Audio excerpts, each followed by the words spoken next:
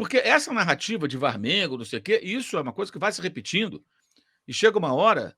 Você vê, por exemplo, o pessoal do Botafogo vem dizendo que o Flamengo é ajudado pela Globo, né? Transmissão do Grupo Globo, essa de sábado, né? Do Grupo Globo, diga-se de passagem. Ontem tinha frases de companheiros elogiando o Botafogo, a torcida do Botafogo dessa campanha, em enormes painéis que colocaram lá, faixas, lá no Newton Santos, no Engenhão.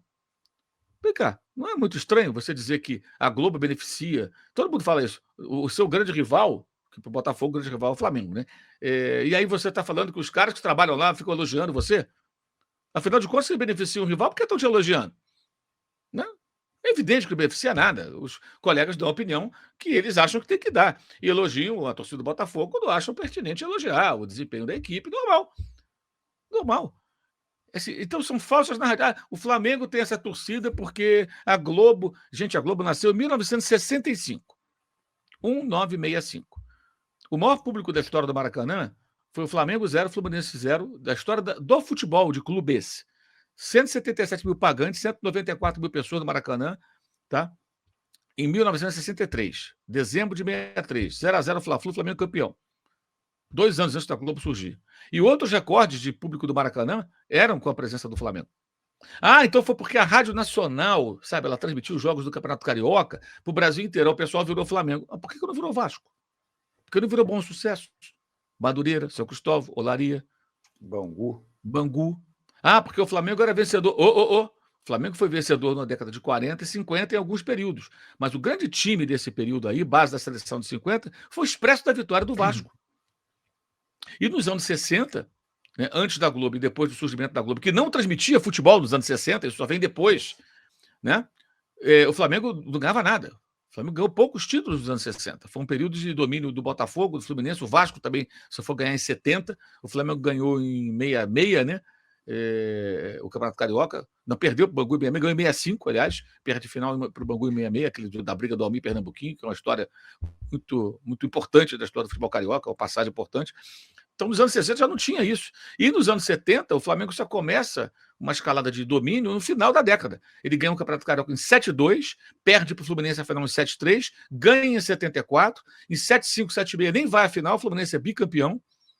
Aí em 7-7 dá o Vasco, em 7-8 o Flamengo ganha com o gol do Rondinelli, 7-9 de novo, 2 vezes, tem 2 campeonatos, 80 o Fluminense, aí o Flamengo começa uma outra pegada. Então você vê que as transmissões de televisão, com a TV Globo comprando direitos e tudo, ela começa no final dos anos 70. Antes disso, as TVs, quando transmitiam jogos, nem pagavam para transmitir. É o Flamengo com o Márcio Braga que começa esse movimento. Um jogo Flamengo e Confiança e teve um Fla-Flu. O Flamengo entrou com uma liminar e falou: não vai entrar câmera aqui, por quê? O espetáculo é meu. A televisão ela vende publicidade, ela ganha dinheiro com a transmissão do jogo, ela não me paga. Aí começou a discussão, muita gente foi contra. Está nos jornais da época, é só pesquisar. E no final criou-se esse mecanismo de remuneração pelos direitos de transmissão que hoje tem no mundo inteiro. Já existia lá fora esse movimento e o Flamengo foi pioneiro, foi sozinho nessa época aqui no Brasil brigando por isso. Então você vê que essa narrativa é completamente é desconhecimento da história ou desonestidade de quem tenta distorcê-la. Então por que a Rádio Nacional não fez ninguém ser Vasco? O Vasco era Botafogo. O Botafogo tinha que ter boa torcida, porque no auge da Rádio Nacional tinha Garrincha, Newton Santos, depois Gerson, Jairzinho. Olha os times que o Botafogo teve nas décadas de 50 e 60. Não havia transmissão de televisão, era rádio. Era um rádio. E durou um bom tempo o rádio, gente. Um bom tempo o rádio. Então, e essa agora a arbitragem ajuda, o Flamengo deveria estar mais atento a isso, acho eu. Porque o que houve no sábado foi desonesto.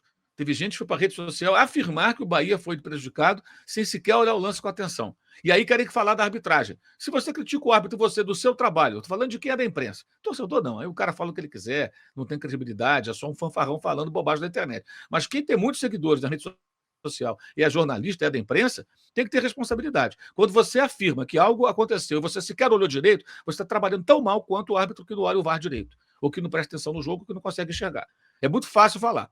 Então a gente tem que ser muito criterioso, muito calmo na hora de decidir qual a nossa opinião. E quando você não tem uma imagem conclusiva, olha, eu não consigo ter uma conclusão aí, porque a imagem não é conclusiva. Isso no sábado foi uma coisa que achei bem séria, sabe? Bem séria. Foi uma vitória conquistada de forma limpa, o pênalti aconteceu, bobo o pênalti, né? E criaram a narrativa de como se tivesse sido um roubo. É brincadeira isso, né? Esse negócio muito pesado. Desculpa ter me estendido um pouco, quase um Não, editorial, mas eu acho que isso é um tema importante, que o torcedor do Flamengo tem que ficar ligado e o clube deveria estar atento a isso. Porque é impressionante como isso se repete de uma forma, sabe, atento que eu digo para rebater. aquela Pega frase, essa Mauro, imagem, o Flamengo bota nas redes sociais dele. Olha, eu botei na minha e falei, cara, houve o pênalti, cara. Vamos fazer o quê? É que nem a narrativa lá do jogo do Flamengo Atlético de 81. O jogo Flamengo Atlético de 81, os jogadores do Atlético, é só assistir, tem um vídeo no YouTube. Já na final de 80 foi assim. No final do jogo eles começam a intimidar o árbitro. O Atlético tinha um time cheio de jogador cobra criada. Apitava o jogo inteiro. O Reinaldo era um cracaço, mas apitava o jogo inteiro, reclamava o jogo inteiro. Sempre foi assim, gente. Os caras nem conhecem a história.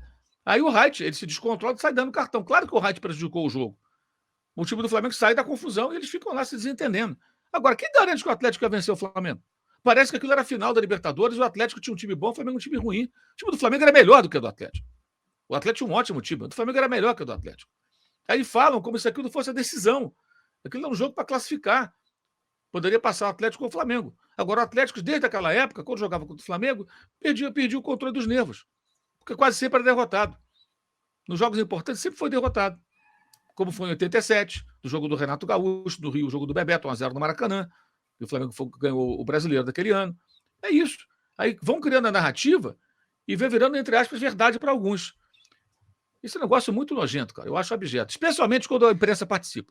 Torcedor aí é o maluco qualquer falando, sinceramente, não tem que dar muita importância. Mas quando o coleguinha fala isso, se deu respeito, né? Honra a profissão e as próprias calças. Aquela